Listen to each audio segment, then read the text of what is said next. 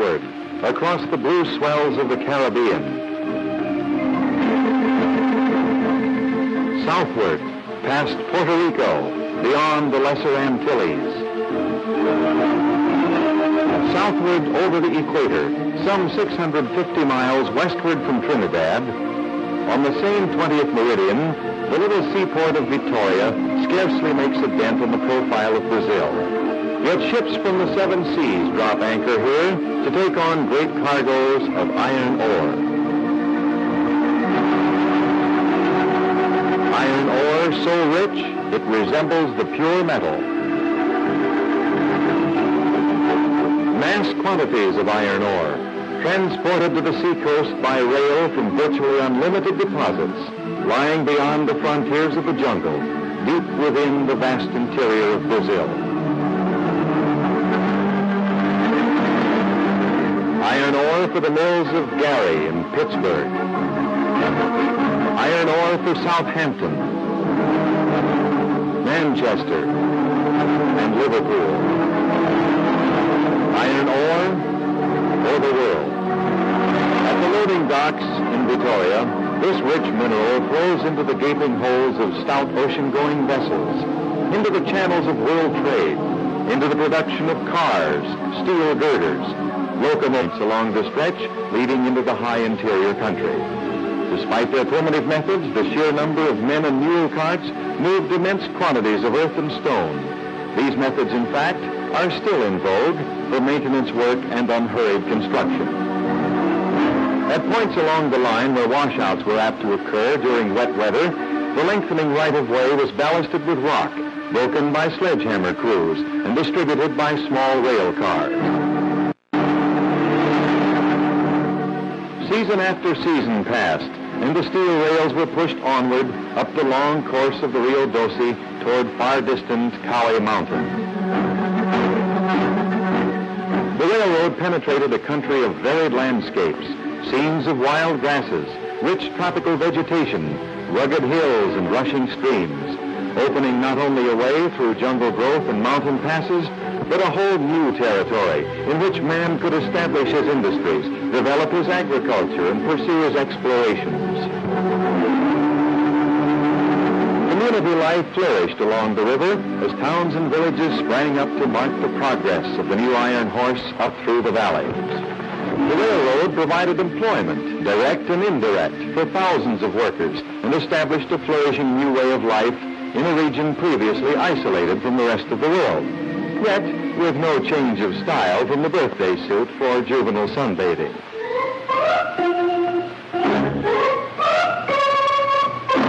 Passenger service between Vitória and the newly established towns was a boon to the growth and prosperity of the awakened backcountry. The new road, originally planned to unlock the hidden mineral riches of the interior, was becoming a vital civilizing factor in an area ready for development.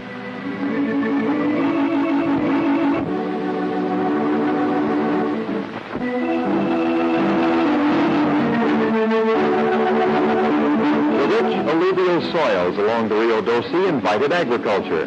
Highly productive farms now are in evidence all along the course of the big stream. Harvested coffee, the main commercial crop of the region, is delivered by mule pack trains, river boats, and barges to convenient loading points along the railroad. As coffee production increased up the valleys of streams tributary to the Rio Doce, increasing tonnages of Brazil's most famous commodity were delivered to railroad terminal points along the system for transshipment by way of Vitória to the coffee markets of the world. Herds of Cebu cattle, noted for their rugged resistance to tropical diseases and equatorial conditions, dotted the hills looking down on the valley. These welcome inhabitants yielded their daily gallons to help meet the burgeoning demand for staple foods in the growing communities. The sturdy animals not only provided milk and meat for human consumption, but in addition were trained and hardened to serve as beasts of burden. Long strings of oxen provided the power behind, or rather in front of, an expanding production of hardwood timber. Huge hardwood logs were hauled down from the wooded hills above the valley to to numerous loading points along the new right-of-way.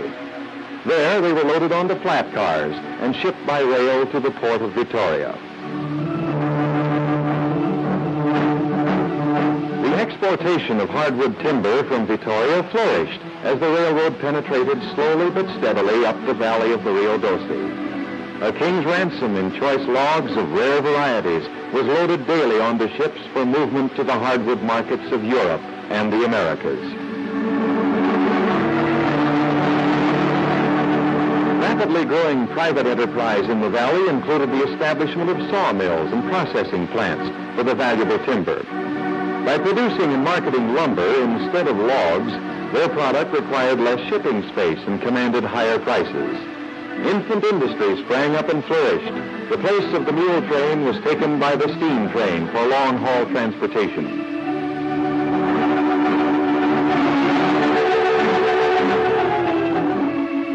Far up the line across the high inland plateau and on toward the interior, the new right-of-way was lengthened toward its ultimate goal of precious iron.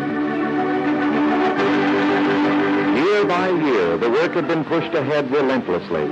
10,000 men had contributed their sweat and toil to the empire-building aspirations of the British enterprisers.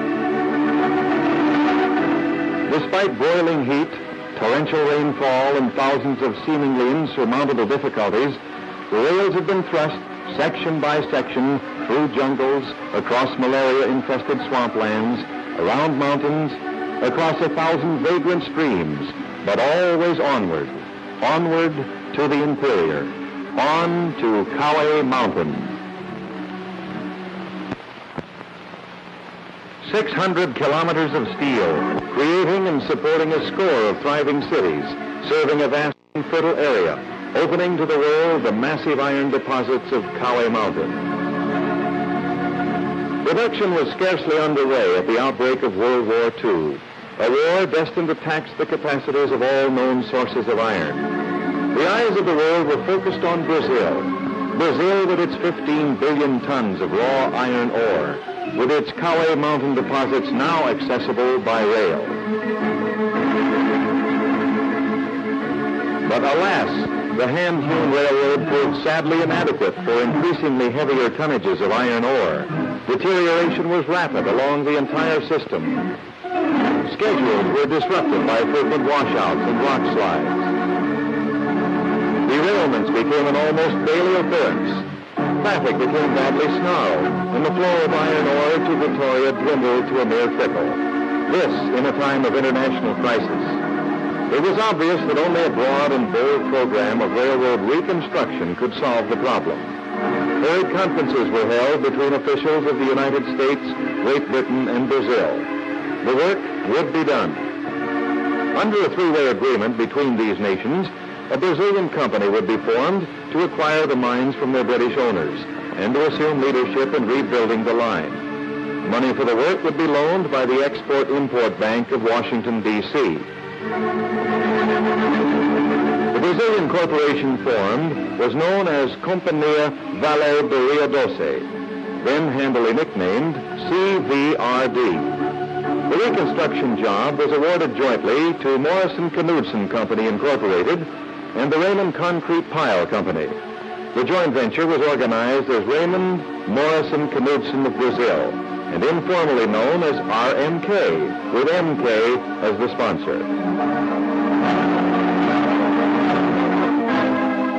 As the new project started, engineers formed the advance units. Machete crews slashed away the dense undergrowth to clear the new path for surveying parties to lay out the course of the new railroad grade.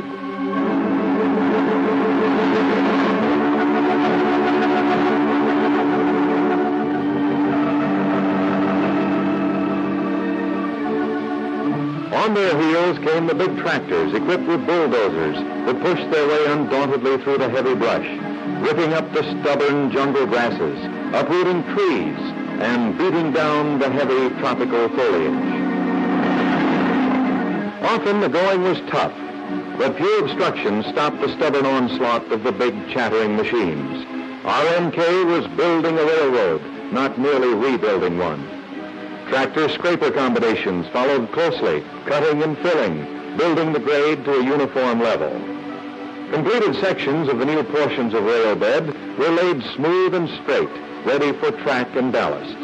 RMK supervisors worked hand in hand with Brazilian officials of CVRD in laying out the rush order program, and the work proceeded under direction of some 65 RMK superintendents and engineers, picked for their past performance in railroad construction work. As the new right-of-way was cleared and graded, Brazilian trackmen, many of whom had taken part in the construction of the original Vitória-Minas Railroad, made new and startling progress under North American supervisors, and the line went forward at a rate that seemed little short of miraculous to the local residents.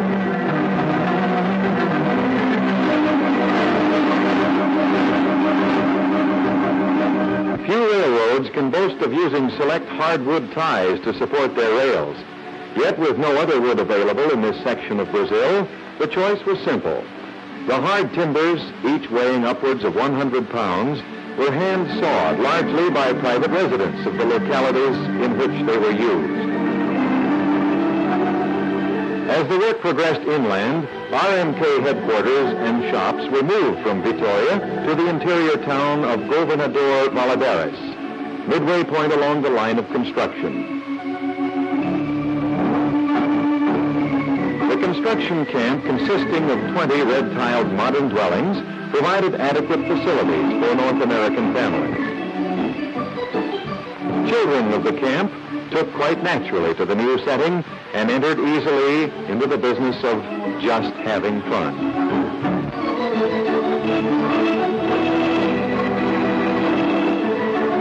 Line change operations to eliminate hazardous curves and to shorten materially the overall distance of the mines made up a large part of the work specified under the contract.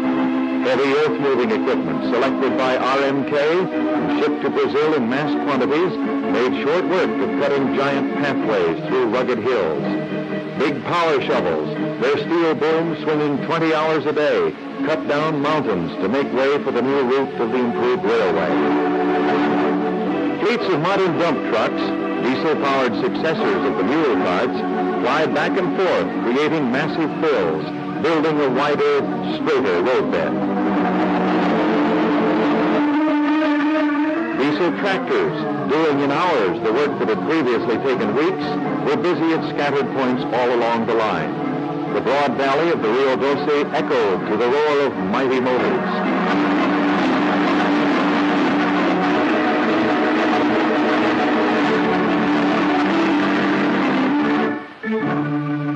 Solid rock formations that had stymied the original builders of the Vitória-Minas Railway and had forced them to follow a winding path of least resistance through the rough country held no terrors for RMK forces, whose blasting powder, monstrous loading equipment, and diesel-driven trucks either cut away the mountain or filled up the yawning void to build this shorter, faster right-of-way. Dozens of bridges were erected across the many streams tributary to the Rio Doce along the 600-kilometer stretch. Thousands of tons of steel beams and girders were imported for this purpose. The imposing steel and concrete structures erected under skilled RMK bridge technicians were built to withstand the pounding of faster-moving ore trains laden with cargoes of virtually pure metallic iron. Concrete foundation structures, heavily reinforced with steel rods, were installed for all bridge piers and abutments. Brazilian workers, tutored under RMK supervisors, took quickly to even the more specialized phases of this work, duly proud of their construction learning. Concrete pouring operations were speeded by modern cranes swinging heavy bucketfuls of the masonry mixture. Sheet steel piling, driven to bedrock, made excellent forms for the rising bridge foundations. Sand and gravel to be used as ingredients of concrete were hauled as needed to the various bridge sites by new railroad side dump cars. Modern machines from the States accelerated every phase of the work. Largest of more than a score of major bridges erected was the Santo Antonio span across the Santo Antonio River near the town of Macaco, some 420 kilometers from Vitória. This bridge, supported by large concrete piers sunk by the caisson method, replaced the hazardous structure of an earlier period. Two major railroad tunnels, drilled through mountains of solid granite by RMK tunnelmen, improved the routing of trains through the high country between Vitória and the town of Colatina, 150 kilometers inland. These tunnels eliminated miles of winding road through deep canyons and the constant danger of earth slides and track washouts that had kept the original line through the mountains in a constant state of disrepair. Before relocation of the right-of-way, the wood-burning locomotives had been forced to fight heavy upward grades and sharp curves over the high summit of the coastal mountain range. The new grades were reduced to less than 1% maximum, and curves from 17 to less than 7 degrees maximum. On the old Vitória-Minas Railway, scores of small steel bridges had proved hazardous to traffic and heavy ore. In a country where tropical rainfall created thousands of small canyons and ravines, the problems of bridging these by feasible methods were of prime importance. With the new heavy earth-moving machines, these bridges were being eliminated and replaced by large earth fills covering huge corrugated steel drain pipes, ensuring greater safety and stability. The Brazilian workers, numbering more than 2,500 at the peak of operations, seemed inspired by the tempo of construction. Many of the more mechanically minded became adept operators of the massive steel monsters. And there were plenty of jobs for others in their well-experienced hand methods of earth moving.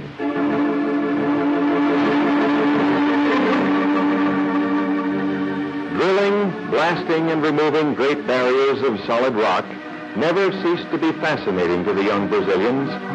Equipped with modern drilling machinery, they proved to be valuable workmen in pushing the job forward toward completion.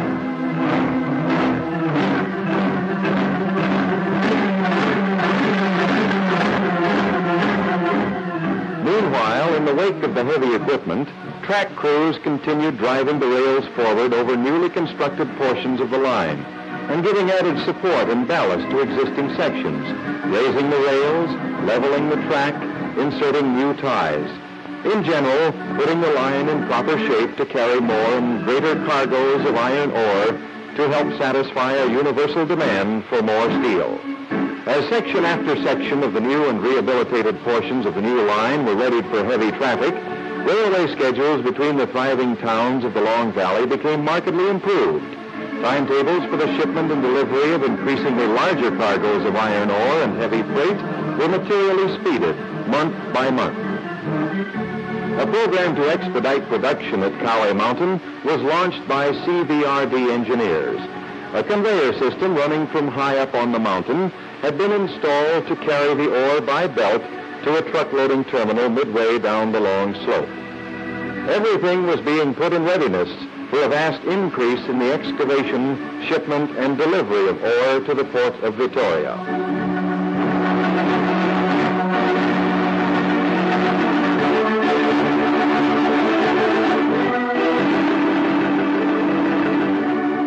A fleet of large diesel-powered trucks was added to the list of production equipment at work at Kauai Mountain, and tonnages delivered to the loading platforms increased week by week.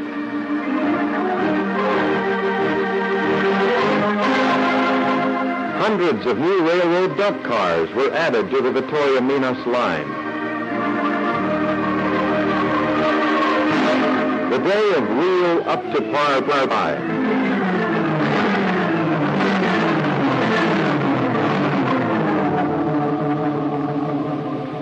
Ore trains were on the move. Trains greatly increased in length due to the reduction in difficult grades along the route, the elimination of slow-down curves, and the general betterment of the system wound their way in increasing numbers down the long valley of the Rio Doce toward Vitória.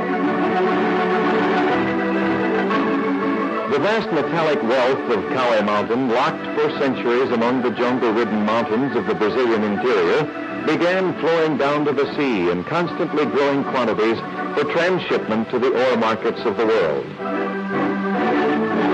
Mile after mile of fast, well-ballasted track, replacing the hazardous and deteriorated line built by mule cart contractors and hand labor, contributed mightily to the tremendous increase in ore deliveries.